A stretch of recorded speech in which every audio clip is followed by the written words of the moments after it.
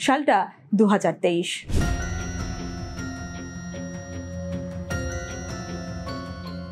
Civic ভলেন্টিয়ারদের নিয়ে গুচ্ছ গুচ্ছ অভিযোগ।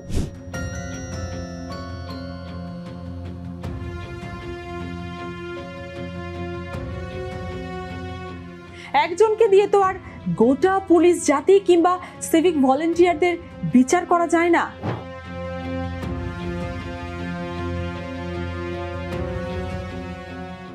হীরালাল যা করেছেন তা শুনলে আপনাদেরও মাথা ঝুঁকবে।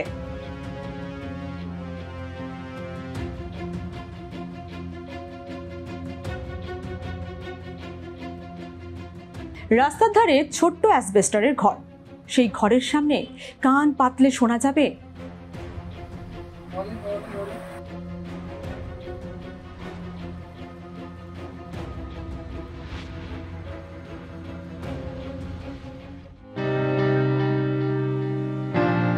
কথায় আছে পুলিশে ছুলে 18 ঘা। পুলিশ মানেই ভয়, ভীতি বা খারাপ কিছু। পুলিশের সঙ্গে আবার দোসর সিভিক ভলেন্টিয়ার। সিভিক ভলেন্টিয়ারদের নিয়ে গুচ্ছ গুচ্ছ অভিযোগ, কিন্তু ব্যতিক্রম তো থাকেই। একজনকে দিয়ে তো আর গোটা পুলিশ জাতি কিংবা সিভিক ভলেন্টিয়ারদের বিচার করা যায় না, বা বিচার করা উচিত নয়। ওদের ভিতরেও যে মন রয়েছে তার প্রমাণ হুগলির বলাগড় থানার সিভিক ভলেন্টিয়ার হীরালাল সরকার। হীরালাল যা করেছেন তা শুনলে আপনাদেরও মাথা ঝুঁকবে।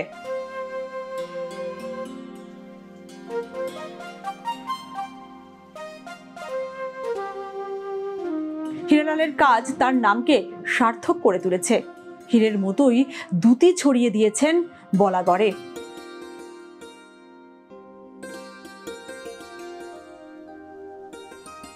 একজন সিভিক ভলান্টিয়ার হয়েও হীরালাল হয়ে উঠেছেন বলাগড়ের প্রিয় মানুষ। রাস্তার ধারে ছোট্ট অ্যাসবেস্টরের ঘর, সেই ঘরের সামনে কান পাতলে শোনা যাবে পড়াশোনার আওয়াজ।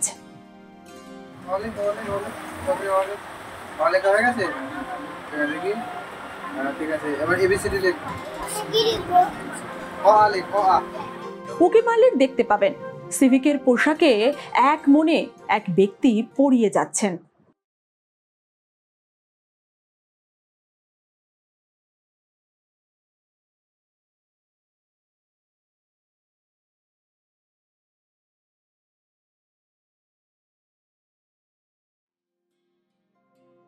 এই ব্যক্তি হলেন হীরালাল সরকার।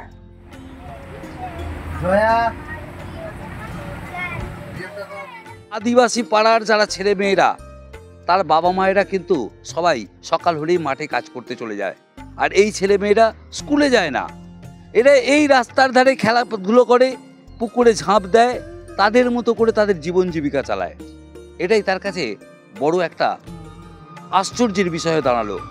কেন স্কুলে যাবে না, কেন তারা পাঠদান নেবে না? এই পর তারা বাড়ি বাড়ি যায়, গিয়ে বাড়ি বাড়িতে গিয়ে তাদের অভিভাবকদের সঙ্গে কথাবার্তা বলে এই হীরালাল সরকার, সিভিক ভলেন্টিয়ার।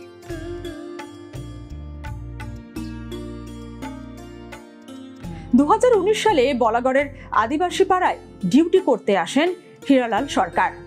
সেই সময় তিনি দেখেন রাস্তার পাশে সকাল থেকে সন্ধে খেলে বেড়ায় আদিবাসী পাড়ার শিশু ও কিশোররা।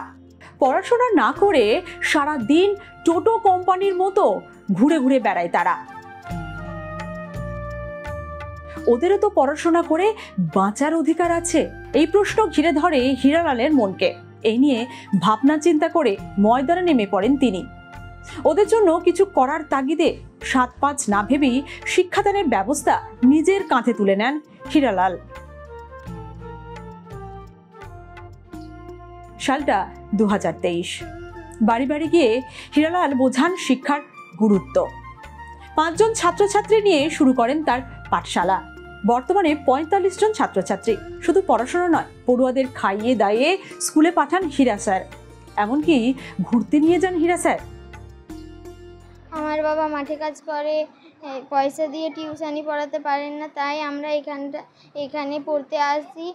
স্যার আমাদের পড়ান, তার সঙ্গে আঁকাই, নাটক মানুষের সাথে কিভাবে কথা বলা দরকার সব শেখান। এবং আমাদের শীতের পোশাকও দেন, ঘুরতেও নিয়ে যান। যে হীরা স্যার আমাদের এখানে পড়ায় এবং এখানে পিটি ছাড়া আরও অন্যান্য নাচ গান কবিতা এসব আমাদের শেখায়। আবার গল্পের বই এনে দিয়েছে যাতে আমরা ভালো করে পড়তে পারি, গল্পের বই। এখানে আবার খাওয়ারও দেয় আমাদের। পড়ার পরে আমরা স্কুল যাওয়ার আগে এখানে সকালবেলা পড়তে আসি। এবং না, এখানে পয়সা কড়ি কোনো লাগে না এখনো।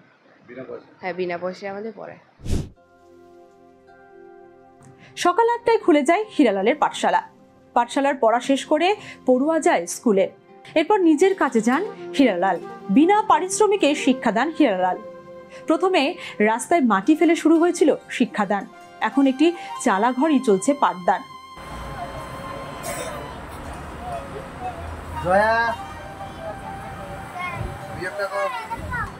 বলাগড়ে হীরালাল সরকার সবার প্রিয় পুলিশ কাকু।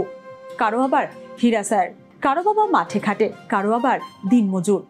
পেটের ভাত জোগাড় করতে কাল ঘাম ছোটে, আর সেখানে সন্তানদের লেখাপড়া শেখানো সে তো বিলাসিতা। বর্তমানে হীরা স্যারের পাঠশালা তাদের স্বপ্ন দেখতে শিখিয়েছে। সন্তানরা পড়াশোনা করছে, তাতেই খুশি আদিবাসী পাড়ার অভিভাবকরা। আমার দুটো মেয়ে এখানে পড়ে। হীরার কাছে পড়ে? হ্যাঁ, পড়ে। কেমন লাগে আপনার? ভালোই লাগে।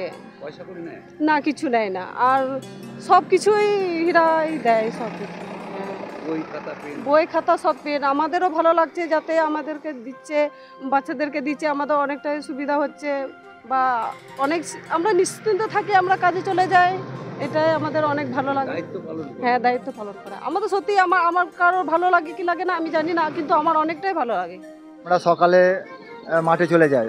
হীরা যথেষ্ট সিভিকটা নিয়ে আমাদের বাচ্চাগুলোকে পড়াশোনা করাচ্ছে, যথেষ্ট শিক্ষা দীক্ষা অনেকটা এগিয়ে চলেছে। হীরা আমাদের খুব ভালো। আমরা চাই হীরা থাকলে আরও ভালো ছেলে মেয়েকে পড়াশোনার দিক দিয়ে খুব উন্নতির দিকে আমরা এগিয়ে চলেছি। 1 থেকে 4 পর্যন্ত, আর প্লাস কিছু কিছু ছেলে মেয়ে আছে যারা 5, 6, 7-এও পড়ে, তারাও কিন্তু এখানে যাওয়া আসা করে, পড়তে আসে এখানে। তো সকাল ওই 8:30, 9টা থেকে প্রায় শুরু করে 11টা পর্যন্ত। ওদের স্কুল টাইম হয়ে গেলে ওদেরকে ছেড়ে দেয়, আবার ওরা স্কুলে চলে যায় যে যার মতন। বলাগড়ে হীরার পাঠশালা এখন মুখে মুখে ঘোরে। শুরুর দিনটা আজও মনে পড়ে হীরালালের। শুরুটা খুব একটা সহজ ছিল না।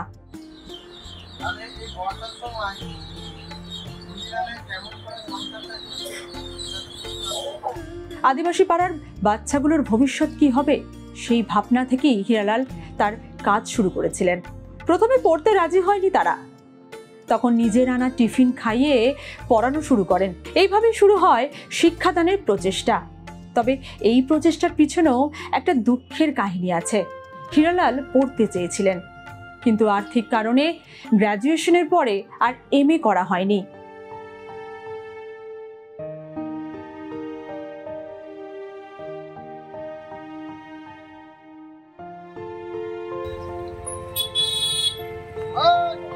বাবার সবজি বিক্রি করে হীরালাল ও তার 2 ভাই ও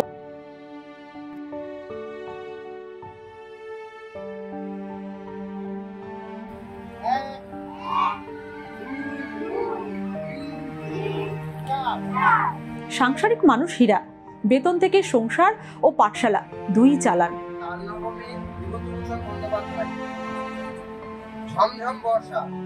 বাচ্চাগুলোকে যখন এখান দিয়ে যায় দেখি কিছুই পারে না, হয়তো অ আ ক খ এই সমস্ত কিছু বলে, হয়তো আগে পিছু করে বললো, ওই হয়ে গেল। তা আমি ওদের বলেছিলাম যে আমি তোদের একটুখানি শেখাবো, তোরা রোজ আসবি।